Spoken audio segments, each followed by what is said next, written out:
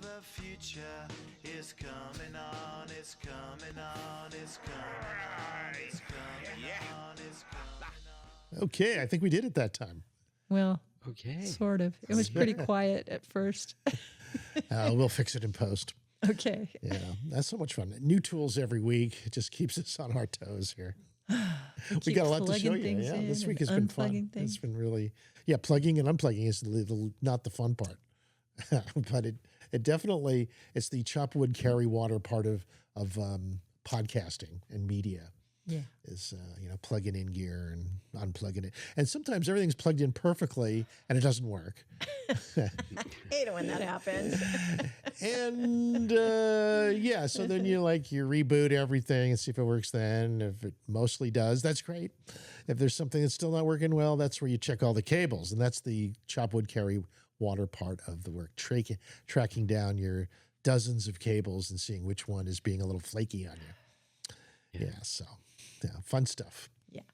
Anyway, if we think we're working today and it's not, we'll fix it in post. Yeah.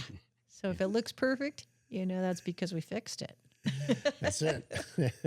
Meanwhile, we got us. Gung ho video. That's right. We've gone visual. Yeah. No, I'm After taking all the AIs these to a new years. step here. We're gonna see if we can push their boundaries when it comes to the cinematic language. And I got some things to show you on that front. This week. But first, we must introduce everyone. This is Sonny Bunny, Son Lundell, and we have Bobby Wilder, who's been with us now for going on 5 years. 5 years every week. COVID. I think he joined us during COVID. And we've always had fun where Bobby comes in visually great, usually an audio thing. Bobby, are you there? Has your system been upgraded in the last week? And if so, how?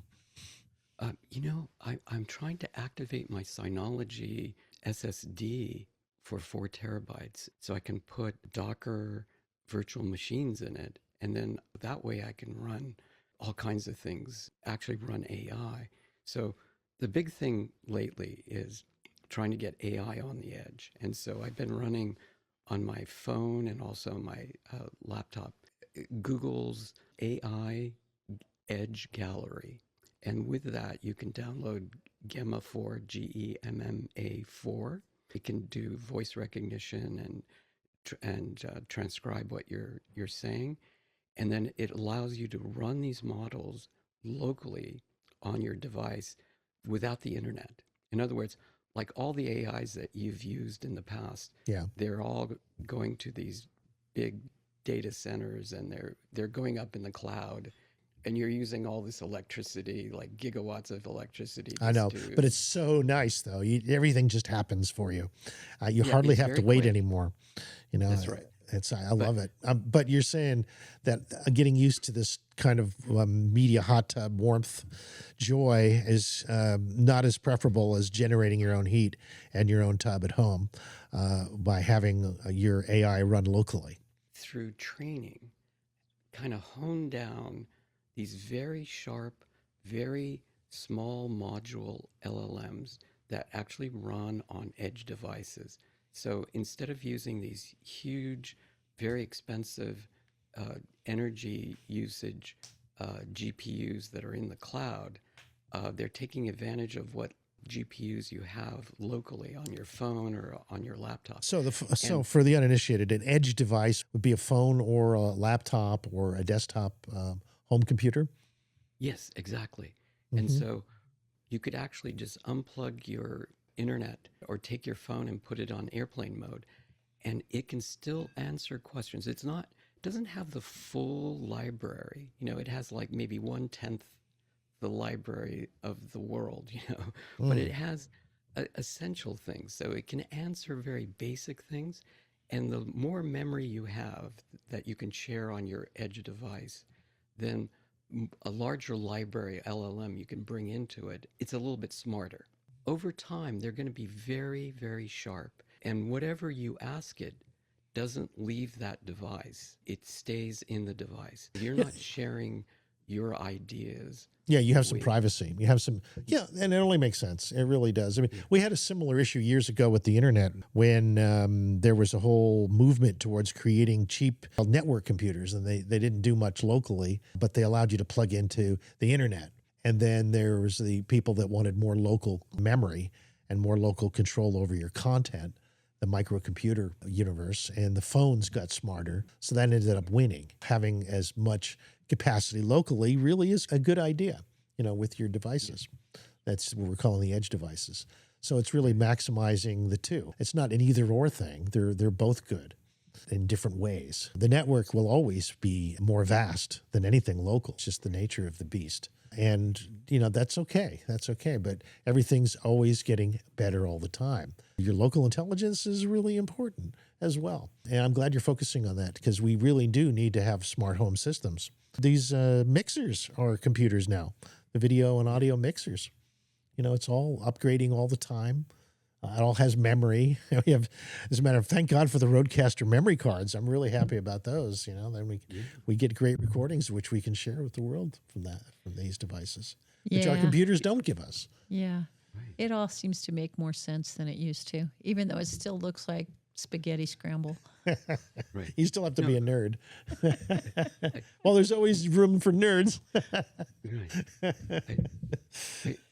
What's really good with the Rode products is they were the first to actually put Linux computers inside these boxes, whether it's the Rodecaster video or Rodecaster audio devices. Yeah.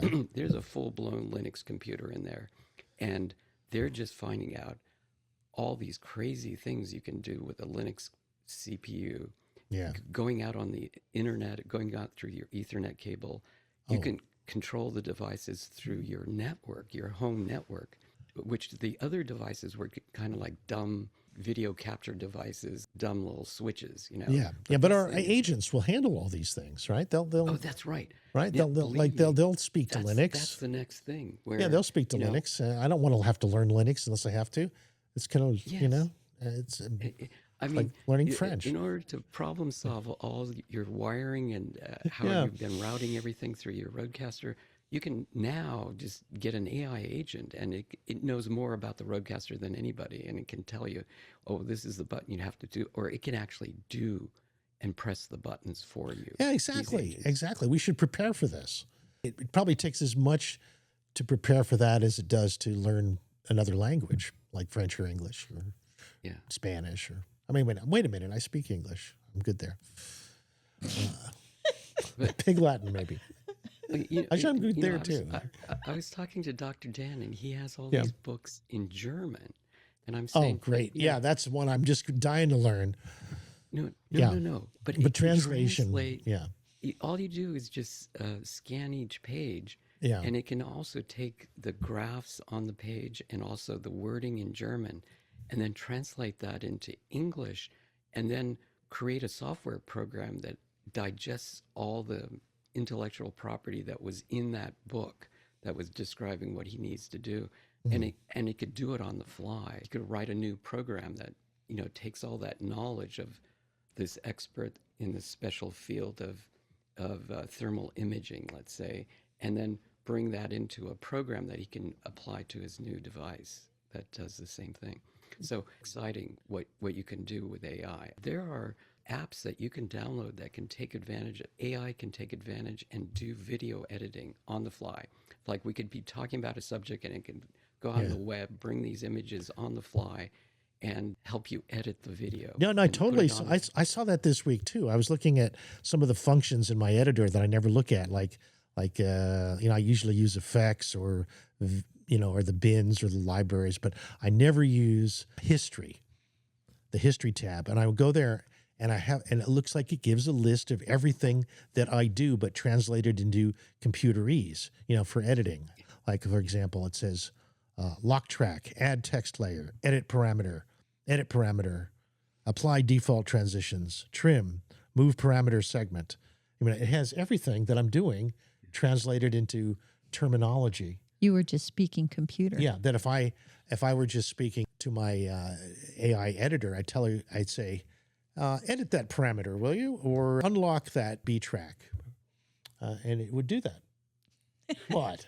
You don't want to do that? You don't think it's a good edit idea? just opining.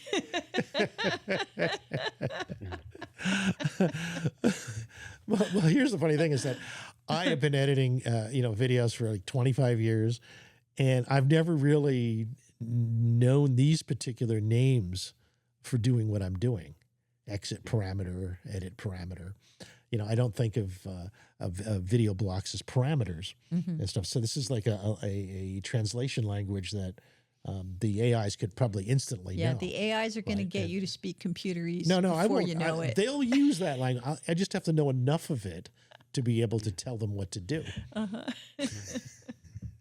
I had another idea that I wanted to share with the audience and you guys initially. Okay. As another one of these crazy ideas that I've had this week that I need to share with somebody. Oh, okay. Well, Okay.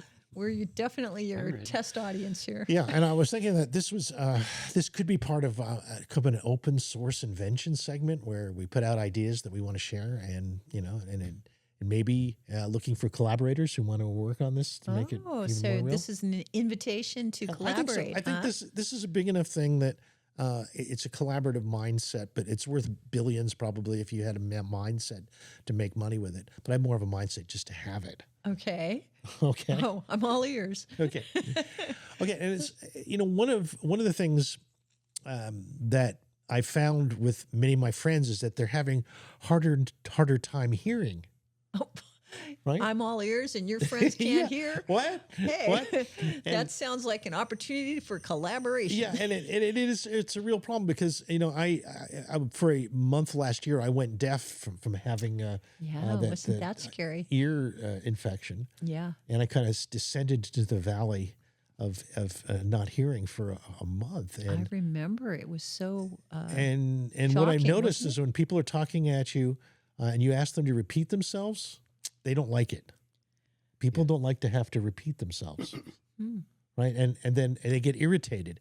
So you know what happens? The deaf person or the person not hearing stops asking for what they said and like pretends to understand them or nods their head, but they don't really know what's going on. Huh. That's because people get irritated when they get asked to repeat themselves all the time. And then what they do is that they avoid that person more at social encounters. So people who are deaf don't get to talk to as many people because it's uncomfortable to try to talk to them. You have to want to really go deeper than just a trivial conversation. That creates social isolation for a lot of people who lose their hearing, and they drop further and further out of the social fabric of life. So I was thinking how the AIs might help us with this. And one of the ways would be is that if I say something, say, John, what do you think of the Strait of Hormuz, and what's going on there? And he doesn't hear me. I don't want to have to say that again. Strait of Hormuz, what's going on there? More than once. Once is okay, but it especially if other people are listening. So I would have the AI say it for me, right? Said, so if the guy person says, I didn't hear you. I said, what? I said, hey, I take over. I said, repeat it until he gets it. Right.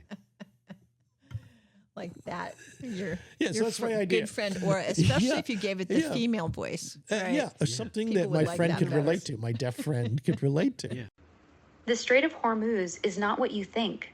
The Strait of Hormuz is not what you think. The Strait of Hormuz is not what you think. And then I don't have to repeat myself, and he gets all the repetition he needs. I have to share my memory is that the main person who didn't like to repeat themselves was you. when you lost your hearing, you were the one that didn't like it when other people asked you to say it again. I guess that's even worse. Asking a deaf person to repeat themselves. I can't hear you, and you shouldn't ask me twice. I said, what? I didn't understand. What? What? What did you say? What? Yes, that's what I said. Oh. Anyway. I'm really glad that your hearing came back. And yeah, me too. I remember I'm very happy. other friends like Michael Moore when he lost his hearing. It's a major moment in your life when you lose some of your senses. It is. It is. It's profound. It's profound. So that's what I'm thinking. Our tools can help us with that. How did you lose your hearing? I got an infection, I think, by swimming in a lake in the Laurentians, probably. And it just caused my hearing to get less and less till I almost could hear like maybe 10% of my hearing. And then it started to come back again. Because it was like full of water, right? You couldn't get Yeah, water I feel out like of it, that, but or then it it was was blocked, and I was inflamed. trying to get, the wax out, all the things you normally do. I even had it cleaned at the doctor's office. Yeah. You had to wait for the inflammation to go down. And even then, I don't know, did you get 100% back or did it come back at a lower level? It came back fine, but now I'm grappling with another hearing thing that happens, a background sound. It's like, Tinnitus? Tinnitus. Yeah, I guess it was tinnitus. And I've been experiencing that, though it doesn't interfere with hearing. It seems like it's on a different frequency range, entirely outside of what we're ever listening to for understanding each other. But it's definitely something that's coming through the ear system. You know, at the various times in my life when I've had a little tinnitus, which I haven't lately, I have noticed a correlation with being dehydrated, like not drinking enough water. And if I have remedied the situation by, say, making a point of drinking more water in the next day or two, I usually have been able to get it to go away. So not sure if there's here's any my thinking science about it. behind that. Just my own I think experience. it's good. No, I think it's good. I think water definitely seems to make a difference. Also, blood pressure seems to make a difference. You get reduced blood pressure, the tinnitus seems to go down. But I've been thinking more about whether or not we can actually measure the tinnitus. You know, what frequency, because it seems to be it's real. It's a tangible, constant fuzz. It's a background pitch. Kind of Like when you reminds me of listen the for it, snow. you can It hear reminds it. me of the snow on television analog television channels when there was no signal. But it's much higher pitch. Right. Yeah. There are YouTube videos out where they'll play these different frequencies, and it'll help you figure out what frequencies that you have the tinnitus, that the ringing level. And also, I went to an audiologist here at UCSF. Yeah. And they have devices where they actually, they somehow, I don't know if it was a laser or something, but they can actually sense the eardrum, and they can actually detect externally what frequencies you can't hear. Before, when you went to the I know, but usually that's within the human frequency range, right? That's in the human frequency range. Those are the actual what you're missing and interfering with your hearing. That's important. That's number one. I agree. But what I'm saying is that I want to know more about what this tinnitus frequencies are. Where is it? It's way outside of normal hearing range. It's like a different channel of information coming in. It's not whatever you're saying or anyone else is not saying doesn't interfere much with it, other than just it's got a volume that's higher than I would normally set it at.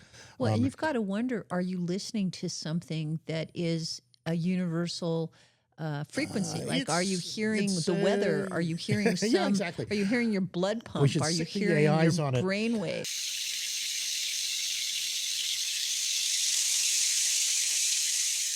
Maybe instead of just a random noise, it's actually a neural languaging system that I'm hearing that's processing all the sensory information, sending it around to the various organs and such. And it just sounds like that's what our data sounds like. If you ever listen to a data line. What'd you say, Bobby? It could be part of this, what's coming off the sun, this DNA activation. I mean, I'll tell you something that triggers my tinnitus. Yeah. There's two things. One is in the frequency range of 5 gigahertz and 6 gigahertz, which is in the Wi-Fi and Bluetooth range that's coming off devices. So, and also certain cell phones, Verizon cell phones, because they're at a very high frequency. And the other thing is that triggers my tinnitus is certain types of headphones.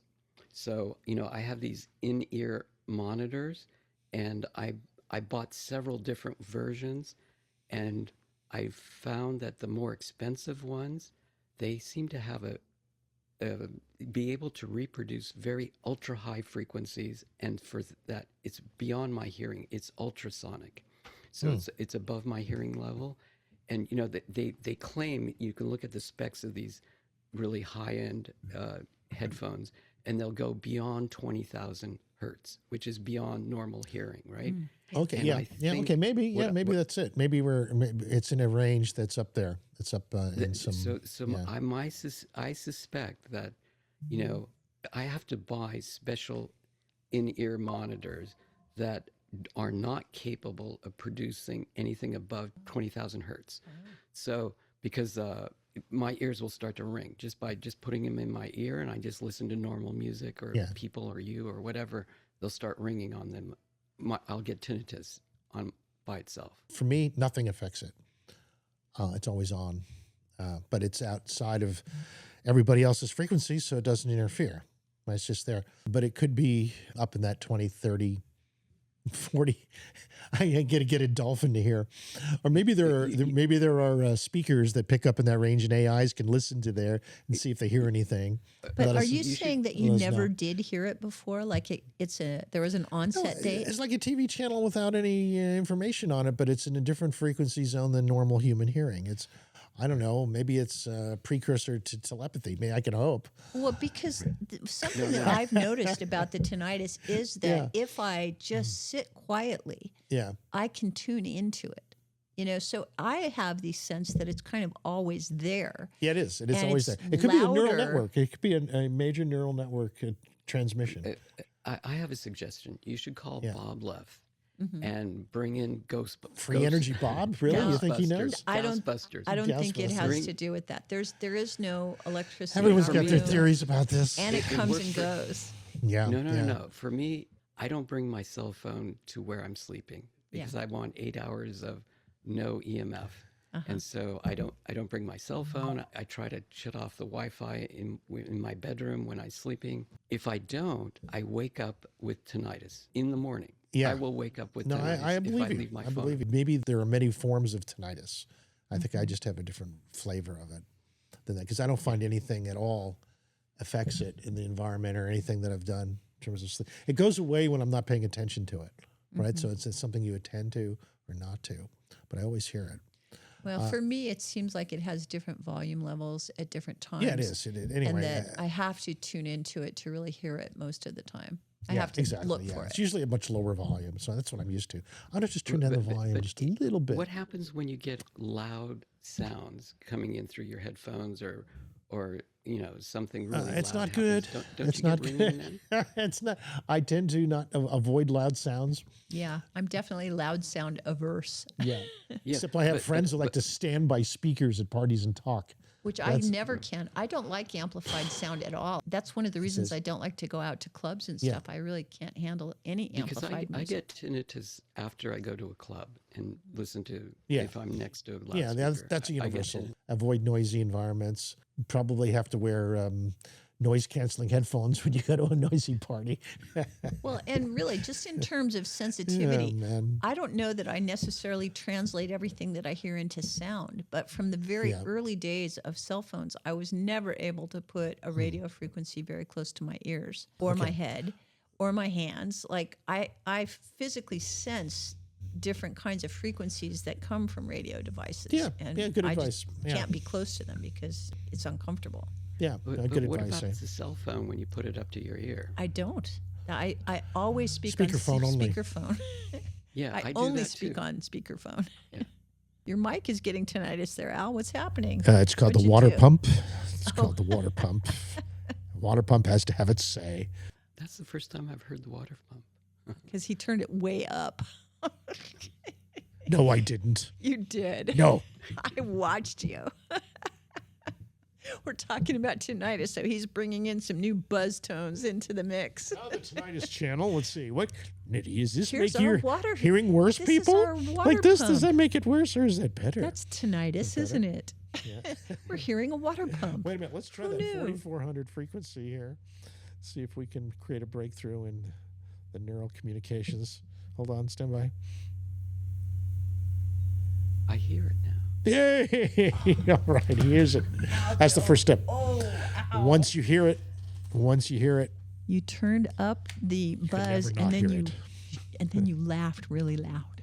Oh. That hurt my ears. Oh, the laughter hurt your ear. Now, Yeah. now do you have tinnitus? Do you have tinnitus from the laughter? Yes, or from now I the definitely have a water little pump? shh that I didn't have before. I hope it'll go away soon. Excellent, excellent. Good. We have succeeded in creating the conditions necessary for it to exist. You are a problem child. Hey, let's do some stories this week, shall we? Yeah. All right. Okay, enough random speculation.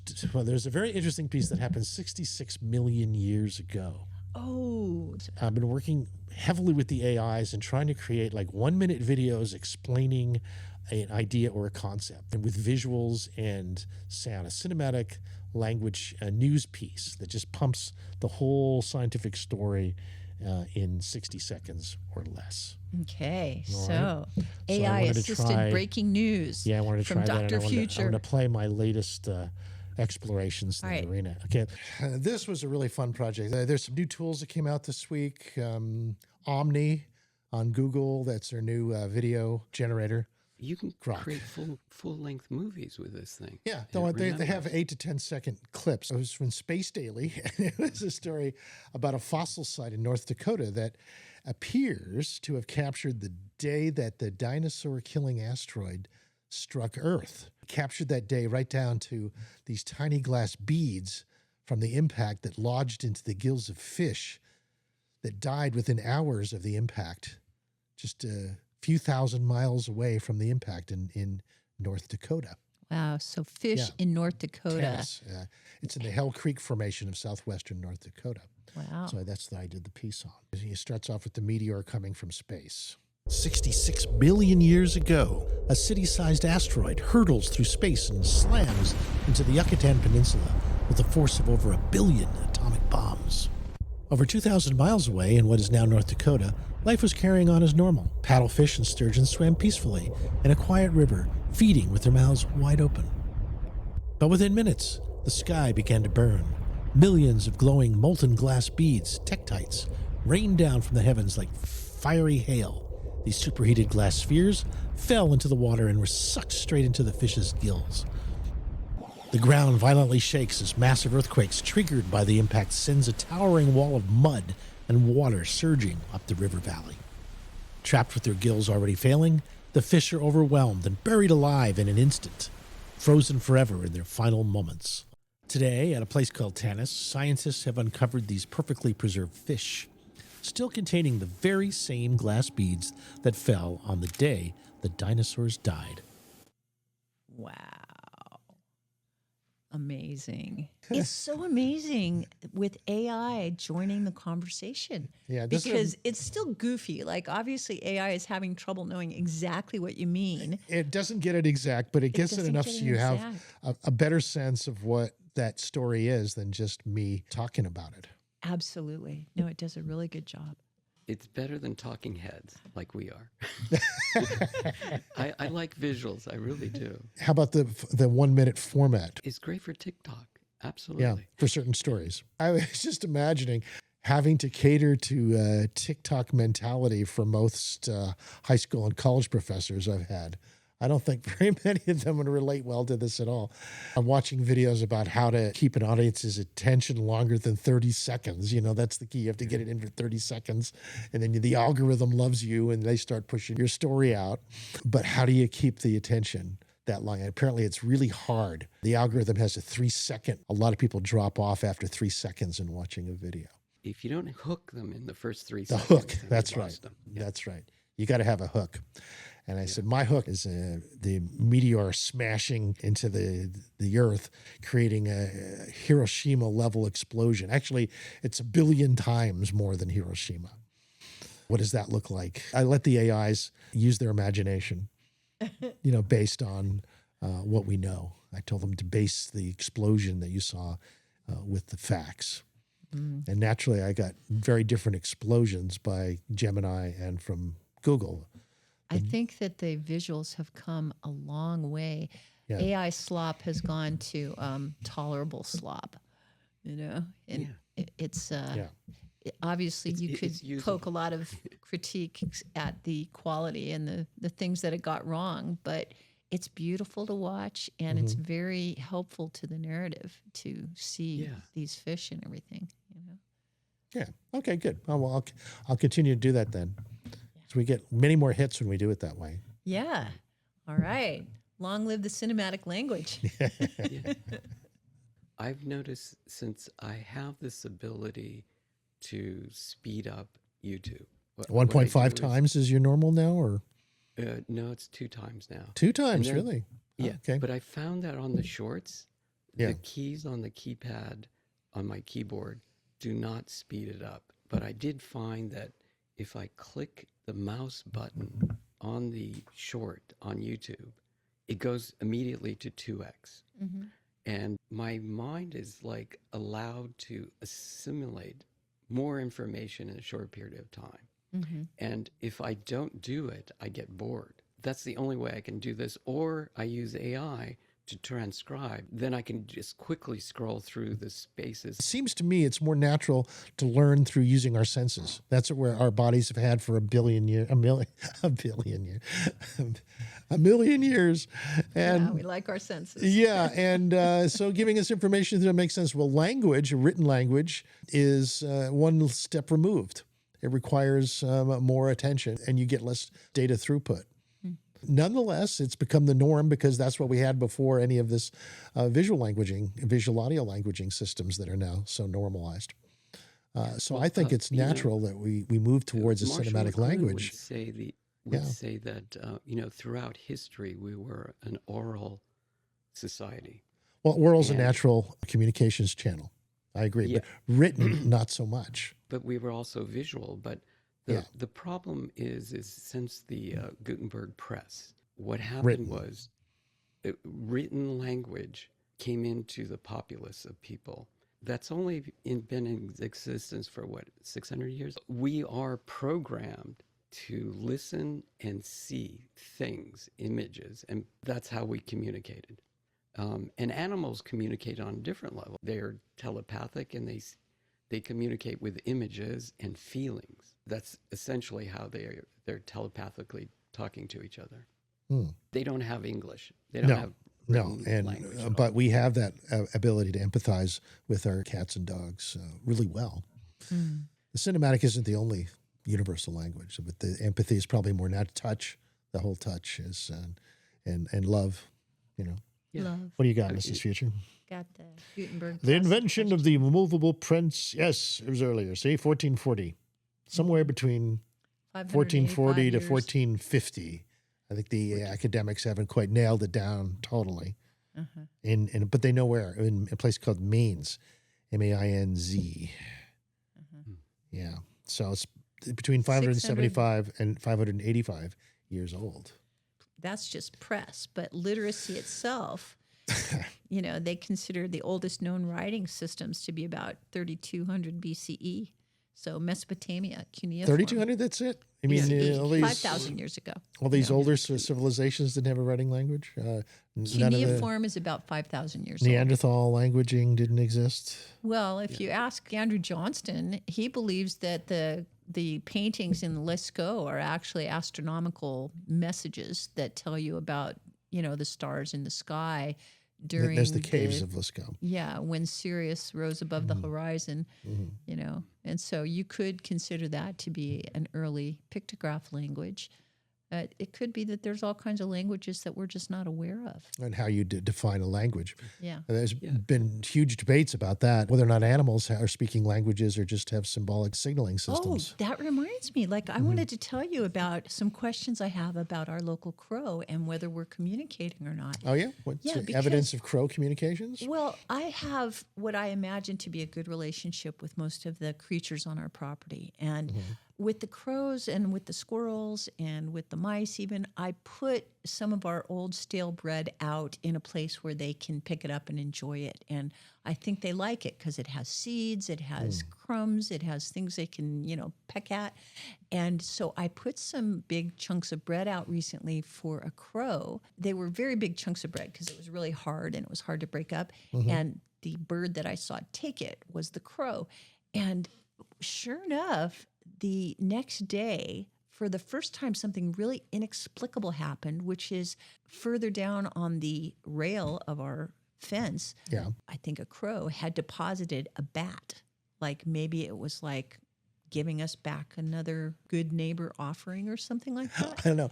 I don't associate really bats strange. Usually to very good things. Usually. Well, no, but like to a crow, it might be a specialty. Like, not maybe it all is from their point animals of view. could Yeah. catch a bat, right? That's but true. a crow can. Yeah. And or that it was important to us in some way. well, maybe it thinks that we don't speak its language. Maybe it's like thinks, oh, you're trying to give me something to eat, and maybe you guys like it, but here's what we like. So. Yeah. I was just wondering if that was what was going on. I didn't really understand why this bat was suddenly offered. Well, I think we should set up a COVID experiment here. Yeah, we could create Corvid. COVID. No, you've already done that experiment. Corvid. Yes, Corvid. Corvids are us. Crows actually are some of the most intelligent bird species, and they're around us all the time, and they get a bad rap.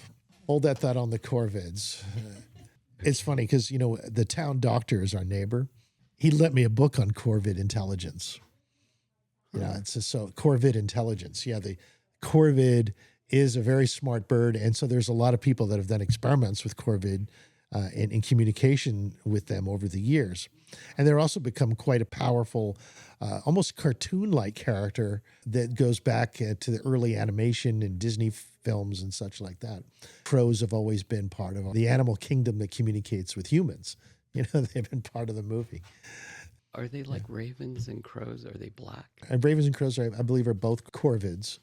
They notice us, right? They pay attention. We notice them because they pay attention to us, but we don't like them much because they pay attention in a way where it gets something for them from us. Oh, no, I'm the opposite. Now, see, they love me. And because you don't go out. Not only do I not go after them, but you don't shoo them away like Wayne does. My brother Wayne. I don't shoo them away, and I respect them. Because they're the biggest birds in the yard. They're like the police of the bird world here. Yeah. They basically decide who gets to relax and enjoy themselves and who has to put They up chase with them. out other birds. They would piss off one friend of ours who'd pull out his pop gun just to scare him away, Yeah, right. Because the corvids chase out other birds. Well, they From can. They're very territorial. They have a lot of different personalities, but they pair bond for life. They mate.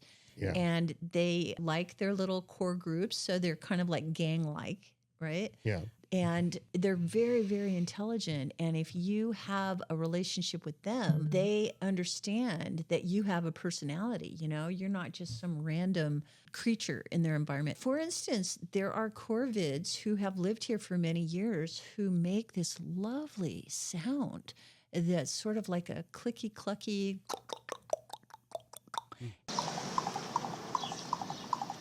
And this apparently is like an affection sound that they make when they're creating nests or doing things like that. And there's a bird who often hangs out near our house and makes that sound. I just saw this YouTube video about birds are talking about you. Yes, and it talks right. about, That's great. That's what's really crazy is each of these different bird species have a certain kind of call, but they actually let known the other birds. The other birds recognize a certain kind of clucking or sound. If it goes repetitively, they say it's kind of a danger sound. But if it only goes chirp once or something, it's all right. And they can tell other birds that this human, and they can recognize people just like the crows can. Mm-hmm. They can recognize that this person is okay, or this one is not going to harm you. So they have like a reputation file on you? Or this is the human that actually puts the bird feed in the bird feeder. There are definitely hummingbirds who will be in our face. Like I've had a hummingbird park right in front of me to say, hey, the feeder's empty, go put some water in there, Yeah, they're like, who's in charge here? Yeah. feeder, the feedee. Oh, I like this article you have that says That's a YouTube movie. That's remember the Bobby's secret language birds use about you. They're talking about us. Yeah, exactly. We're not part of it, but we're the subject of their conversation. Well, I'm saying when you can tell that they talk about us. I know the corvids pay attention to us because I have this app called Merlin. You ever seen it? It's from Cornell University, and you can use it for tracking what birds are around you. And you hear a bird sound, they'll identify it for you. Yeah. And then they'll give you lists of other tracks of that kind of bird that you can just play. Yeah. So I've been playing some of these other tracks of corvids to our corvids here. And what do you think happened? What did they say back to you? Well, they was wondering where it was coming from. First of all, I said, so it was "Who's convincing." That? Yeah. I think it's convincing enough that they kind of looked around and said, "Who's that other corvid?" And they're flying around. And as soon as they came near me, I would turn it off so they wouldn't suspect that it was me. Right? I wanted to keep them guessing. Didn't one of them leave a mark? Well, yeah. Didn't they do something to let you know? Well, that's what happened. I think they figured it out, though, because I went up to my favorite chair up on the deck, and one of them just put this white stuff all over the back of my That's deck. what I thought. See, our corvids do not particularly like the men on our property as much as they like the women on our property. Oh, they like you, I don't know why. They didn't. Might just be that's reciprocity, They don't attack her car. My brother's car, they like to rip out the insulation around the windshield. Yeah. And and I have met other people who are corvid whisperers in town. There's a fellow who hangs out by the post office who literally brings little bags of dog food and feeds the corvids that hang out at the post office and has named them all. And they're, if you've ever noticed, they're pretty chill when people come around. Yeah. They're not too worried about the locals. No, they've lived with humans for a long time. Yeah, and in a very familiar way, So I marvel at how comfortable animals are in nature and how much we're the ones who really are so clueless about it. Well, we don't have to be. We can create our own reality. We don't need to go anywhere else for food other than within our own little social species network. Well, when I realized that this bat was sort of left as an offering, I realized that the corvid is kind of talking to us like we're sort of dumb and we don't speak their language, and it's trying to translate something. Yeah. That's how I interpret it. Well, if they have any ego at all. Anyway. Well, I think it's just the energy of like being a good neighbor. Right? Yeah. It's like, here, you might like this. What do you think? Well, yeah, let's do an experiment where we talk to our local birds. I think that would be. Okay. Yeah, are we allowed to do that? Let's learn some words in their language. You're not supposed to communicate with our birds, or what's the? Who can stop you? Yeah. Whose permission would you seek for that, Al? Besides your higher self. I don't know. PETA? No. No, probably not. I wore my UFO hat today because there was another tranche of stuff that came out of the U.S. Department of War about UAPs. What? Okay. Nothing real in the UFO. Like they're wait a minute. tapping their toe in the water, and we know that there's so much more. We know, but they are slowly releasing stuff. I wanted to show you a couple of them. Conversation going. They did release a few. None of them show real alien bodies or saucers in captivity at S4 or anything like that. But when they do, we'll be ready. But there is some interesting stuff that we haven't seen before. Mm-hmm. I'm very curious. Okay, like for example, here's one of a U.S. nuclear submarine. Now, how they got this picture, I don't know. It's very stable. They say it's a military platform. I'm guessing that's a satellite picture. No, it's probably a drone, actually. It's more like a drone test. Could be. It's kind of close in. What you'll see is that there are these little white blobs that appear, dots almost, that the camera starts to track. Here comes one on the bottom left, go across the top. Oh, okay. See that? Now they're tracking it. Okay. You see? It's got its ass. They're going to put it right in the center here. Okay. Ooh, and there's another one there coming in.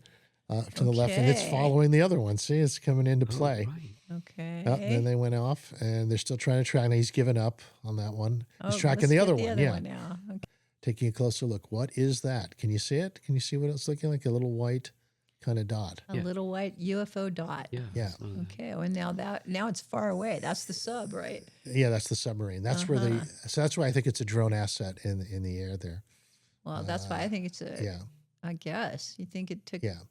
Yeah, that's the submarine from a distance. They're going to zoom in a little bit. It's funny they have to do these modes when they go to a tighter shot. I'm telling you, I think it's a satellite. I think that's a space satellite. That's 100 miles away with a very good lens. Yeah. No, it's not a satellite. This is a drone. It's probably a large. There it is again. Are they going to track it this time? Drone. There it goes. Over to the left. They're not tracking. They're not bothering to track. Oh, they decided to. Okay. This must be manual control. He missed it. Okay. Where'd it go? Okay. Wait a minute. There's something right there. He's got it. Okay. There it is. Hide and seek. It disappeared, right? It just Hide disappeared. No, it's on the left. Oh. Yeah, it's kind of goes in and out of. Oh, there it is, all the way on the left. He lost it. Well, he just didn't. There's another one. Charger solves a really. Yeah. Huh. All right. So anyway, they had fun by tracking it. Boy, there's a whole bunch of them. Those are just very leisurely by comparison. Mm-hmm. Now, is this? There's one at the top like up there. There's one going by that way. Bunch of them. You know what is like? It's not lint on the lens. You know, it's got more life to it too. A lot of personality. Reset the camera again. Let's get back to that. Okay, so it's like a pod of UFOs in the air. They're thinking that dots. Why are they clustering around the nuclear submarine? Well, maybe they're reading the thoughts of the people on board, and they don't like them. Well, is that it? Oh, okay. Well, I guess we're on it here. Anyway, that's what I wanted to share this week on This Week in UAPs. March 6, 2026. I sent an interesting video by News Nation, and they have Ross Coulthart. Yes, Ross the Coulthart. Australian dude. I like him a lot. Yeah, the Australian guy. News And Nation. he's talking about UFOs, disclosure, and Trump's plan for a disclosure. And so the way I see it is what the AI economy is coming into and how it's going to remove the jobs of most people on the planet. And so in order to deal with that, Anthropic has gone to the Vatican, and now Anthropic has the blessing of the Pope. Oh, he does, because I thought the Pope just did a talk on AI that was saying we have to be a little cautious. Right. Anthropic is putting up this case that we have to have it aligned with humans as opposed to a Terminator type situation. Sure, yeah. The other thing is Google has a hiring position for an AGI economist. What they're worried about is when AGI comes about, how are people going to put food on the table? That's where we have the universal abundant income comes in. Yeah, UBI. But it has to be beyond that. And so abundant, not basic, abundant income. Yeah, for everybody. And it's distributed equally. Right. And so distributed so that the entire species thrives as well as we can create it to be. Right. So in the crypto realm, they're talking about decentralized DAOs, which are decentralized autonomous organizations.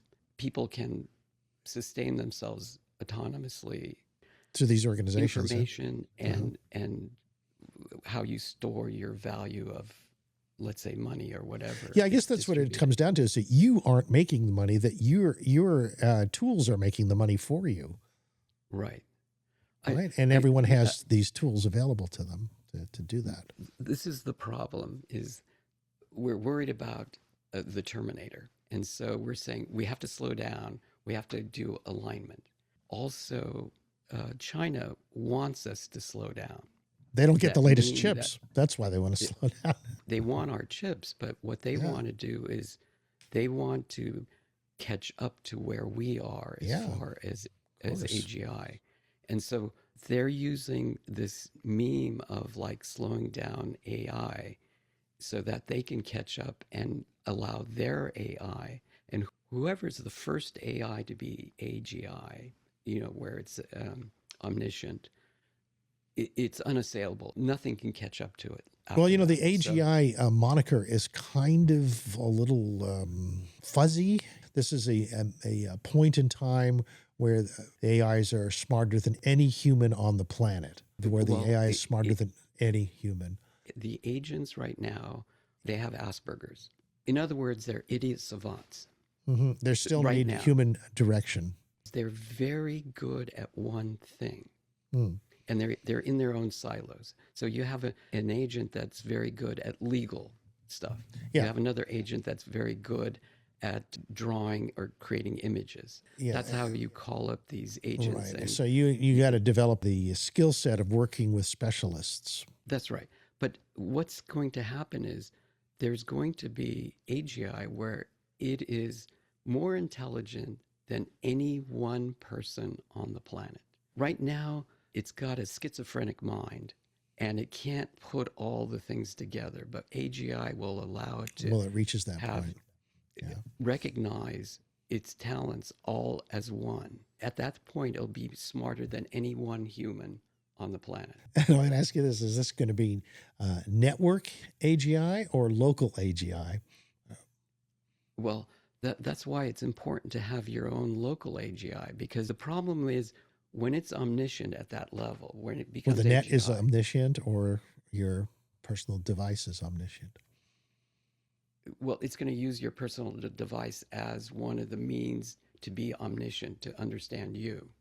But when it gets to that point, Yeah. it will be so powerful, it can influence the way you think. So just to take a look at TikTok, the reason why we're worried about having TikTok for young people to have it on their phones, and that's what they're looking at all day. Yeah. The Chinese, the CCP can influence memes and promote a certain idea. The younger people have no idea that they're being controlled. Manipulated, like Bernays, advertising, propaganda, manipulation. Right. Exactly.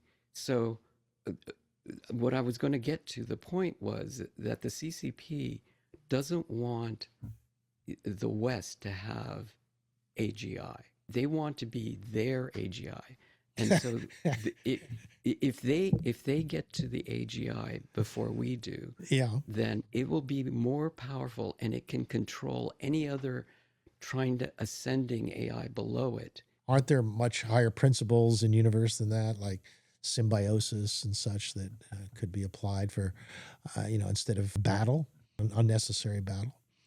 I think we have to avoid the consciousness that takes us into a warlike relationship with AI. I think that's the battle, is in our consciousness of not doing that. And I think what's difficult to overcome is the fact that some people do that, and then therefore we need to have an immune system that deals with warlike AIs that are bound to be created by such people. We need our own personal, local edge AI to protect you in a way, right? To detect manipulation by a larger, more omniscient detect AGI. And upgrade. Detect and protect. Well, no, you have to have a defensive mechanism. Just like Mythos was released to the top 50 companies in the world, so that it could use defensive mechanisms on attacks by North Korea and China, where if they have the capability of producing these zero-day attacks that could infiltrate and penetrate any operating system. So Mythos has been released to these top companies so that as a defensive mechanism, but there's evidence that it's going to be released to the public here pretty soon too. Even though publicly they said they weren't going to release it for like 6 months, it's probably going to be released much more sooner than that. As soon as these companies has patched their operating systems, then we're going to have it released to the public. And Mythos will probably be the AGI and that's why Anthropic is in contact with the Vatican and getting the Vatican's blessing to be the AGI that's going to save the world. Really. That's what happened. I'm rooting for saving the world. We've barely begun our journey in exploring the universe, and to destroy it all now over what seems to be a ridiculous waste of time. This is the ridiculous thing, is that people think, oh, I don't understand AGI, so we have to slow it down. Well, Bernie Sanders is in that camp. Yeah. Okay. Right. But, I mean, there's a lot of folks that are good people that are that idea is backed by the CCP because they want the West for to slow down so that they can get ahead or they can get a handle on it. Exactly. That so is still exactly control. That's a male hierarchical control system, right? Yeah. Rather than anything that's... Can I chime in here, you guys? No, I want to You're amping it up. Idea. This I is want to going complete towards this the idea. fear I want to frequency. complete this idea. Okay. Yeah. The problem is that if China does produce the supreme AGI at this point, then you have to believe that in their culture right now, everything is censored and they'll produce, the great firewall of all time. Right. You don't want them to win. It's like the Iran not getting a nuclear weapon. Right. That is the existential that's the existential threat, here. right? Yeah. Okay, so we now let's to have allow, my allow perspective. AGI I've given you guys aligned. your runway. You've gone all the way, and your flight's taken off. Well, are you commie? Are you commie or something? Well, I would just like to say that the human intelligence system of this planet is a library of tried and true information that is accessible to all through our natural inheritance, right? The planet has all of the answers we need to evolve to the next level of higher intelligence. So this is getting outside of this male hierarchy. Now, the idea that we've created the latest weapon, this you guys so remind me of kind of like the Romans who've got their shields up and they're waiting for the next big weapon that makes them the ones in charge, and they're hoping to win, dominate, subjugate. Yeah, dominate, subjugate. As Stephanie Sutton put it many years ago, you hear all the men gearing up for the big football game because they just can't wait. Oh, yeah. And of course, the AIs are the next big football game of dominance and power. And you totally ignore the fact that these tools are put in place by human beings who cultivate complex problems. And the tools are the knowledge navigators that allow us to be more efficient in the way that we do this. So what's your point? My point is that when you give your power of your divine intelligence over to fear, and you think of the tools as the only thing that we're going to do with them is limit ourselves. Dominate. Because of fear, you absolutely miss the fact that we're guided by curiosity. We're guided by self-interest. We're guided by personal experience. And the model of the self-sovereign nations and the Western democracies and the freedom is inherently more powerful than the model of the follow the leader pyramid dictatorship. So there is a place for the conformity to the will of the leader. Humanity needs a certain amount of everybody holding the same belief system so that we exist peacefully and in a state of being secure. But we do not need to point to another culture like the Chinese with its burden of history and the thousands of years of stories that they carry as their parsing system for what's important, and compare that to the way that a new assemblage of human knowledge will be used by those with the self-interest, self-sovereign intelligence to cultivate it. We can trust ourselves. We can go away from fear and towards curiosity. I think when you talk about a super intelligence, I talk about humanity as the super intelligence, and the artificial intelligence is our library that we cultivate. Yeah, I'm thinking more, it reminds me of a species level operating system for thinking rather than nation state identity structures. control, and even just even multinationals. The conversation about like which form of governance is the best, right? That is an age-old conversation. The AIs themselves are participating with us in that conversation. Do we want a dictatorship, or do we want a smart? Want something better than either one of them? Or do we want a smart democracy? That's what Peter Diamandis is into with the abundance paradigm. Yeah, the whole shit. Then it gets rid of all these typical nation-state battles that are over limited resources. But the people who are in the mindset that the dictators are going to lock us out into the limited resource model, because that's what works for them. That's a fear-based belief system that has not proven true. No, but we're going to lock ourselves out by thinking that that's what we have to create. Just like we created the nuclear bomb because we wanted to win the race against our enemies. The more that you polarize our choices and make the ones that are the least desirable, the more you live in the world of that creation. You create what you're thinking about. That's right. And you image what you're thinking about, and you draw energy towards what you're thinking about.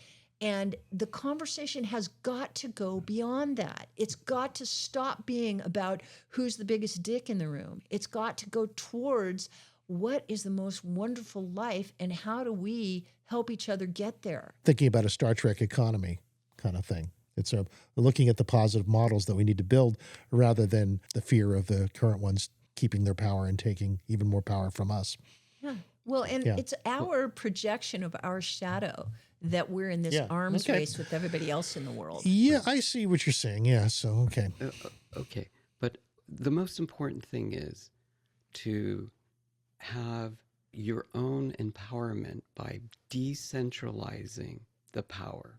Totally so agree. Right now, so you can't lock people out of it if there's more than one AI. Everybody's going to have their own. And that's what the I'm popular saying. ones, a lot of people are going to be a part of. Edge. You have to have your own AI. If you don't, you're going to be subservient to a bigger AI out there. Yeah, but Bobby, it's the same metaphor as the internet. Like, you want to have your own internet. You want to have your own doorway to the internet. You want to have your own access to the knowledge of humanity. You want to have your own control over what you get to bring into your screen. But you also want to participate in the collection that is beyond your own. And you want that to be the treasure of the world. Yes, but you have to actually have, let's say the internet goes down for whatever reason. What would you do at that point? Are you just going to go to your library and just read books? I'm going to go to Gemma. I'm from a generation before the internet existed, and I am from a mindset that life is so interesting that we have time for way more things than just what the internet gives us. Yeah. So, yes, of course.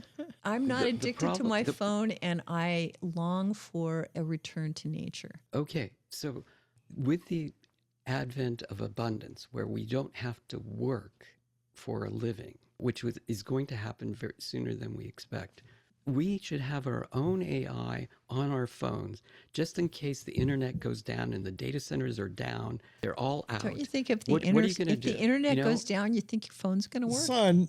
Yes, your phone does work. It will work. The internet goes down. Yeah. You put your phone in airplane mode. You have your AI agent on the edge right there.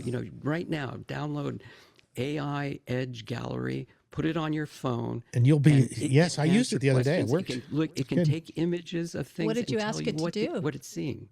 Yeah, no, I was investigating something that happened in the 14th century, and at the beginning of the Renaissance, and it knew the answer, John Gemma, without being connected to the net. So I was able to get some real pragmatic, like Wikipedia level information. And it was all there on your phone holographically? You didn't have to connect to the internet? I don't know how it did it, but it did it. Yeah, you don't. I'm telling you, if you download AI Edge Gallery right now, you can put your phone on airplane mode. You can walk anywhere on the planet, and it can answer general questions. You'll get a lot of good stuff. It's not that intelligent, but it's better than Wikipedia. That's right. It's better than Wikipedia. Better than most of your friends. Great. In terms of raw information. I'm not afraid of that. I'm Okay. not. I'm not. So we're not arguing about stupid things here. Scenario is what really bugs me. No, it exists. I think what you don't acknowledge is that it exists. I do and acknowledge. Bobby's very pragmatic in seeing that this is how millions of people are going to react to the situation at hand, and they're going to move reality into creating those kind of timelines. And you're saying you don't need to do that. You can be like Bucky Fuller and create a new reality and keep your mind focused on the future that you want to create, and anything else is a distraction. And that's what I get you saying. You're putting words into my mouth because you don't want me to talk. No, because it takes forever for you to say the same thing. That's what I said. You don't want me to talk. And am I wrong? Yeah. Yeah, you're mansplaining. What am I missing? You're missing the opportunity to hear me say something wonderful because you don't want to hear it. Okay, what did I miss? I mean, I get the idea that we focus on creating heaven on earth. And you are debating me about the idea that fear is something that we can go beyond, and my accusation that you guys are fear mongering, and you throw that out by saying that I don't acknowledge it. So that's your premise. That's why you don't want me to talk. And I could speak to that directly, except that you don't really want me to talk. What can I interpret differently than what I'm not doing?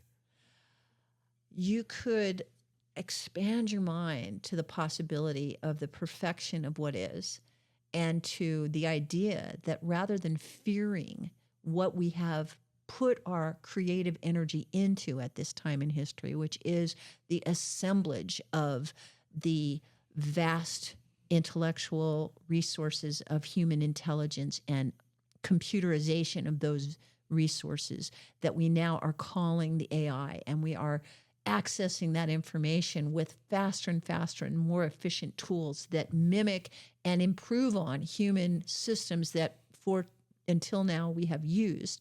That advancement in our civilization is something we need to be afraid of because we're going to be shut out of it. And that is the fear narrative that has been repeated ad nauseum over and over and over again, because it's the clickbait that gets people's attention because they love to tweak their fear frequency.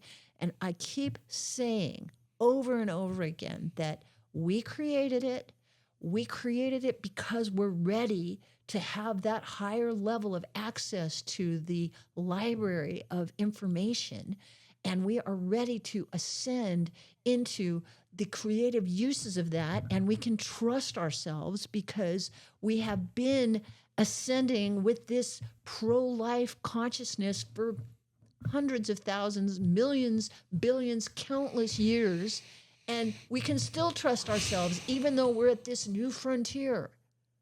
And we should project that energy forward rather than projecting fear as the reason why we're doing what we're doing. That's what I said. Focus on that. I don't think I'm projecting No, we're not fear. projecting I'm just saying there are things that we should be conscious of, and how other nation states, how people respond to these situations, are trying to interfere with our freedom to actually get as much information and love and be happy with our situation. Yeah, but do you think it's other nation states, or do you think it's them plus us plus whatever people are wired that way? Well, I tell you, I'm going to call the fun police on you. You're way not fun enough for me. Me? You got to be way more fun for me to arrest you properly. I am so excited. I'm on fire on AI. Yeah. You know, I'm yeah, not saying, me too. I'm not get on the saying program, it's gonna son. kill Come us. on. I am on fire with AI. How come? Yeah, we love it. You guys, you just don't know how much fun I'm having and how much fun you're not having. Okay, all right. Can I show you something entirely different? This is a flop. No, well, I'm no. going. I mean, you guys enjoy the show. No, son, No, seriously. I don't want to be a part of this conversation. I feel ganged up on. I feel insulted. No, I feel like I've been listening to you. After I demanded that you listen to me, and then you told me I'm not fun. And what am I missing? I mean, what do you demand from us that we should do? That or is it just the kind of stuff we want to talk about regarding like how nation states react to AI and that whole paradigm that we don't want to be part of anymore? You're not hearing yourselves the way I'm hearing. Obviously. Yeah. And every time that I try and point out to you that you're creating your own prison, you gang up on me. Well, Bobby doesn't feel like he's in a prison. I don't feel like I'm in a prison. And you're seeing us as in a prison. And I don't see you as in a prison. I'm telling you that when you're sitting here telling us that we all have to have AI on our phone or we're going to be shut out by China, that is a fear paradigm. I didn't say that. Bobby did. Yeah, I said that. Well, it pisses me off when you put that conversation out there like that's our reality. It's some people's reality, but it's what's going on, right? There's these like you have so much energy behind that I haven't been able to steer the conversation towards a different kind of conversation about AI, such as the way that we should be talking about how our government policies around it can serve us. Like we can't really have that conversation because we're so busy thinking about who's the enemy and how they're trying to shut us out. No. I think that you're designing the operating system by how it all works, how it's going to connect and make a better civilization. And that's really a constructivist conversation that is really good, but it's not controversial. Right, but it is interesting. It's like being Bucky Fuller and creating new geometries, new forms, and stuff. And it's very cool. And it's creating the new world. That's true. Feelings are kind of hurt right now. Yeah. So I'm sorry. I'm sorry that I can't have enough fun to jump in this conversation in a more entertaining way. I'm sorry that it's not clear. I am the cheerleader for AI. And you guys are the fearmongers for AI in this conversation. That's how it feels to me. And when I say that, it's exasperating to Al. So what are we going to do? No, it's just wrong. It's just I am not a fearmonger. I do not see myself that way. I do not embrace the Terminator paradigm. I definitely embrace the abundance paradigm, but I'm not afraid to talk about how AI could be steered in a different direction. I don't agree with that fundamentally, but I do see millions of people creating that. And I think we should talk about it, Well, so how come you're not just agreeing with me that we can have a conversation about what we love about AI? I don't think we fundamentally disagree. Yes, I don't think any of us disagree at all. That's why we can't bring Mihai on because, he actually does disagree. Yeah. We don't disagree with you. Mihai does. He's your enemy. Yeah, so bring him on and you'll see what his point of view You see what dark matters. Okay. Yeah. All right, so just by me telling you that you're promoting a fear paradigm, it's not is what right. Makes No, it you creates feel like us I'm in a different place. You're creating that paradigm just by you accusing us of that. Oh, okay. Well, this is one of those conversations about where I believe that we are they, but some of them don't recognize it yet. And you believe that you are them, but you don't recognize us. There's comedy in there. Think about it. Yeah, when you shift from, to a species level thinking here, it's a different paradigm. What are you going to do? I do. You I'm not just species level. I'm you're star level. Oh. I think that our star is beaming us new intelligence, and the database of our planet, all the life forms here are getting new upgrades. And the AI is just a part of it. That's our knowledge navigator. That's to help us go to a higher resolution of everything we understand. 3i Atlas updated our sun, and our sun is now updating us. Something like that, right? Yeah, right. Yeah. So. Okay. So what's the update today? I guess that's what we should talk about once I edit all this out. What's the upgrade for this week for you, son? I'm really interested in talking about animals. I'm interested in talking about dream psychic frequencies. I'm interested in talking about human harmony, holographic, telepathic ways of human beings having more knowledge about their connection to all that is. Wow. I guess that's what it is. It's like I'm really interested in things that are connecting our higher intelligence and our intuitive intelligence to each other and to life. And I have less interest in the way that our phones, these little devices that we've invented that definitely are pulling off miracles, are somehow putting us in a race that humanity is going to lose. What's happening with disclosure, that, you know, why Anthropic is going to the Vatican and why is Trump talking about disclosing all this UFO information? Is like, we're getting ready to become part of a galactic community. Instead of just, are we just concerned about our president and Trump and, you know, how crazy things are? We're going to become members of a galactic community. Yes, and we'll start naturally paying attention to more people who actually feel that way and seem to have connections along those lines, like Elizabeth April. Maybe this is important because, you know, AI is like going to replace all the jobs on the planet. So what are we going to do? And watching Starfleet Academy? I think they're preparing us for that. I think you're onto something here. Feels right to me that we're heading in that direction. I guess I have something to chime in here. Oh, yeah, you do? All right. Here's your Mrs. Future's back. Just getting over my hurt feelings. Oh, good. The story that I just read by Ian Banks, Player of Worlds. Player of Worlds. Ian Banks is the Culture Series. Culture Series. Yeah, Culture Series. Yeah. It's a series of books that Elon Musk was really into growing up. And also Demis Hassabis. Demis Hassabis, head of AI for Google. Google, right. Was into his growing up as a kid. So we checked out a little bit of that, one of the books, what makes the Culture Series so key. One of the things that struck me right away is that's where Elon Musk got the names for his drone ships for SpaceX. You know, the drone ships where the boosters from the Falcon 9s land. Of course, I Still Love You, I think was one of the names. And that's the name of a starship in the Culture Series. Yeah. So the reason I bring it up is because The Player of Games is a story that's dedicated to, it's one of the Culture Series, I guess it's the second one, and the main character, he is the greatest player of all games in a perfected culture that lives to play games. Like the only thing that they live for is to excel in their game and do it for the good of the world. And they're a completely distributed culture that's almost kind of bored because all they do is play games, but they're super peaceful and everyone has free will, can do whatever they want.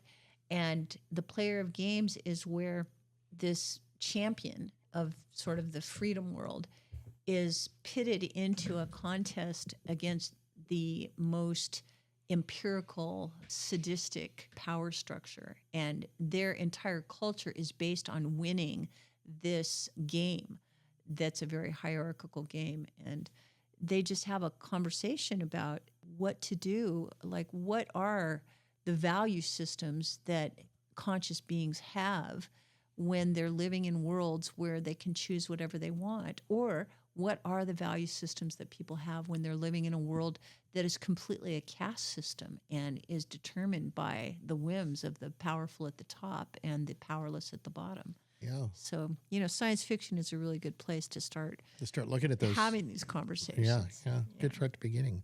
Culture Series, really good place to check out some of the forces that are playing a role in creating our galactic civilization today. Yeah.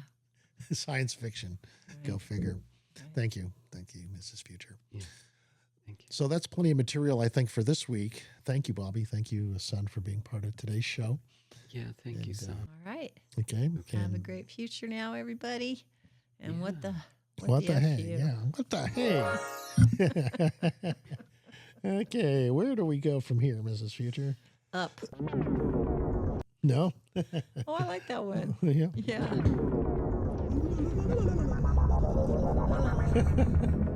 I don't know. Yeah, that's what it's going to be like when our tinnitus turns into AI enhancement.